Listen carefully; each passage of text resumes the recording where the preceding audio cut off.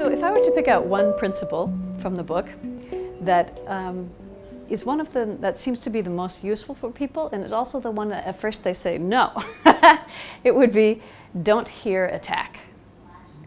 And don't hear attack gets to the question of perception. What are we paying attention to? What are we choosing to listen to? And how are we reacting? A lot of times attack, when we receive attack, it feels very obvious, and we really notice it. Because we're, and for good reason, because we protect ourselves, we have thousands of years of staying alive.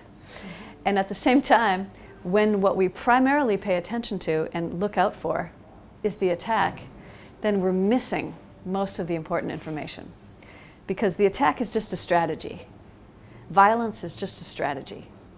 And below that, before someone picked down the attack or the violence, is this fundamental generative level of what we care about and what we need.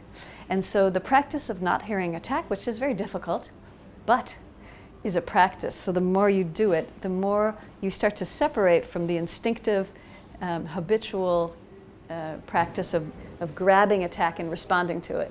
And instead recognize it just as a strategy that you can say, okay, what led you to that point?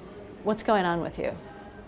And in that moment where we develop our capacity to be in connection not with the attack that's being offered, but with what's behind it, we shift the conversation.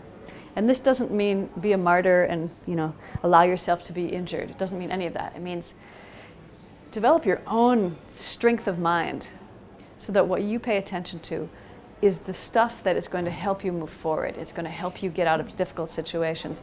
And it's also going to help you help other people to step out of places that seem impossible and stuck, and instead to say, okay, there is something here that could be possible. Let's figure out what it is.